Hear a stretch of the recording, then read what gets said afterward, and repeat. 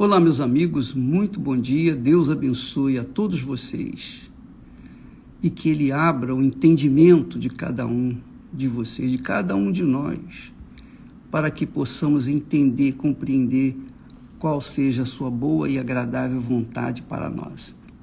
Antes de continuar, deixa-me aqui eliminar os comentários que atrapalham. Veja só, Deus nos deixa uma dica para enfrentarmos as dificuldades, os problemas, vicissitudes, as pandemias, problemas de casamento, problemas familiares, problemas de saúde, qualquer que seja o problema. Deus nos deu a fé sobrenatural. É o dom de Deus, a fé sobrenatural, que é a fé inteligente, que é a fé racional, a fé que é pautada, alicerçada, fundamentada na palavra dele. Essa é a fé inteligente, essa é a fé racional, a fé que pensa, que raciocina, que pesa, faz uma avaliação do tipo de fé que a pessoa tem. Quando a fé é sobrenatural, ou essa fé, esse dom da fé que o Espírito Santo nos dá, então nós temos acesso também às coisas sobrenaturais. A fé sobrenatural nos dá direitos às coisas sobrenaturais. E a maior conquista da fé sobrenatural é a salvação da alma, é o perdão dos pecados, é a certeza, a plena convicção de que os nossos pecados são perdoados, foram perdoados, que nós fomos justificados. Justificado quer dizer aceitados, aceitos diante de Deus. Fomos justificados, quer dizer, limpos. Fomos absolvidos das nossas culpas, dos nossos pecados. E somente pela fé sobrenatural, a fé racional, a fé na palavra de Deus, é que nós somos justificados, é que nós somos absolvidos. Ora, imagine você, se existe a fé sobrenatural, existe a fé natural. A fé natural já nasce com a gente. Todo mundo tem a fé natural. O incrédulo tem fé natural. Todo mundo tem fé natural. O que é a fé natural?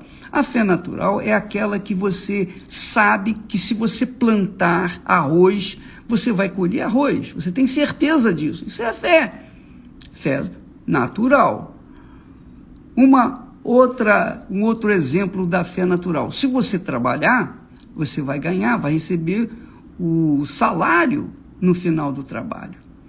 Quer dizer, tudo toma lá da cá. A fé natural é algo natural. Você não precisa nem crer em Deus para ter essa fé ou manifestar a fé natural. Não precisa nem de crer em Deus. Crendo ou não crendo, você vai colher sempre os frutos daquilo que você plantar. Se você plantar o que é bom, você vai colher o que é bom. Se você plantar o que é mal, você vai colher o que é mal. Queira, goste ou não. Vai depender do que você plantar.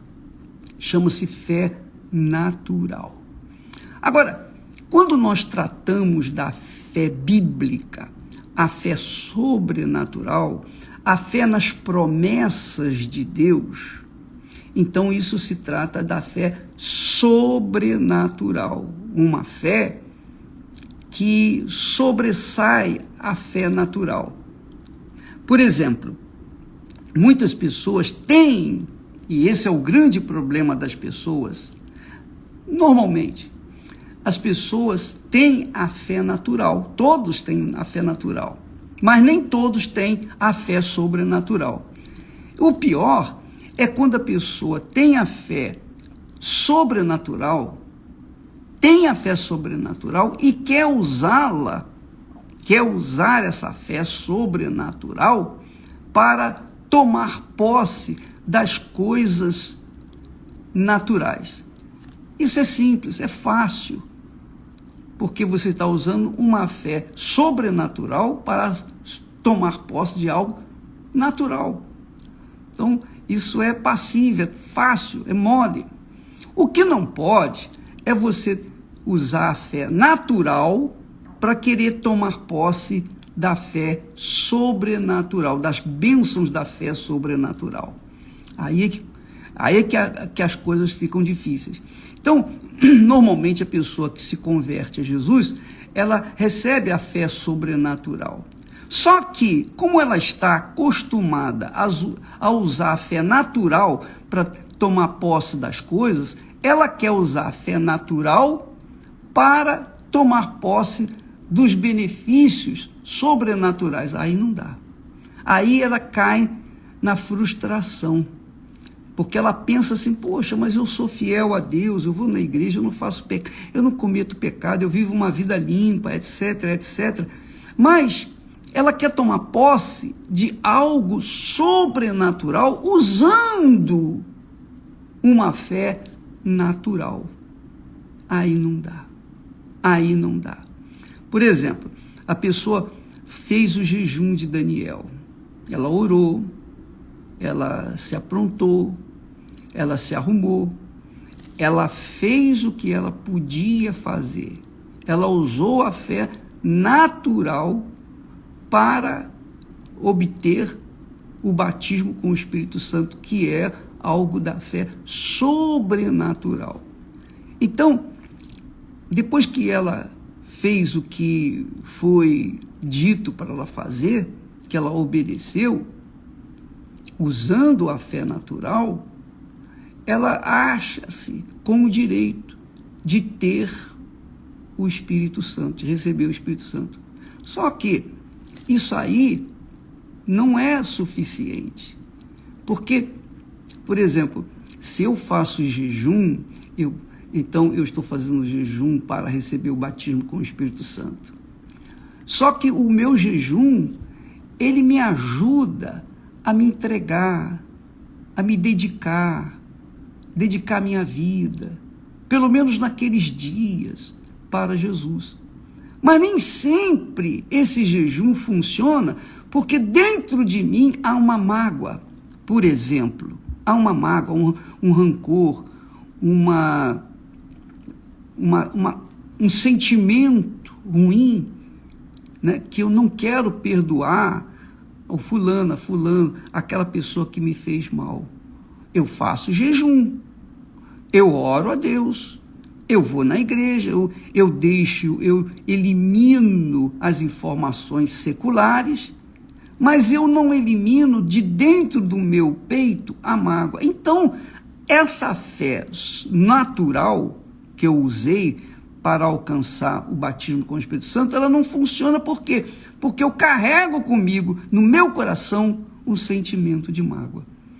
Então, nós não podemos tomar posse das bênçãos espirituais, das bênçãos, das promessas de Deus, usando a fé natural, porque a fé natural é para tomar posse das coisas desse mundo, das coisas naturais. Para a gente tomar posse das bênçãos sobrenaturais, que são as promessas de Deus, por exemplo, Deus promete: se o meu povo me ouvisse, se o meu povo me obedecesse, ele comeria o melhor desta terra. Então Deus está prometendo dar o melhor para aquele que obedece a sua palavra. Obedecer a palavra de Deus é uma atitude, é um exercício da fé sobrenatural, porque você obedece a alguém que você não vê, que você não sente, que você não toca. Não é assim? Pois bem, a fé sobrenatural, essa vem do próprio Deus, do próprio Espírito Santo. E aí a gente toma posse conforme a gente toma atitude, conforme nós exercitamos aquela fé. Agora, o que nós não podemos é usar a fé natural que todo mundo tem para tomar posse daquilo que é sobrenatural. Eu vou falar para vocês a minha experiência com o batismo com o Espírito Santo, que talvez vai ajudar você, vai ajudar muitas pessoas. Eu buscava o batismo com o Espírito Santo com todas as forças, em todas as minhas forças. Eu queria o batismo. E eu pensava também, quando eu for batizado com o Espírito Santo, eu vou falar em línguas. Eu nutria dentro da minha cabeça esse pensamento, essa fixação das línguas estranhas. Então, o que aconteceu? Eu orei, eu participava de vigílias.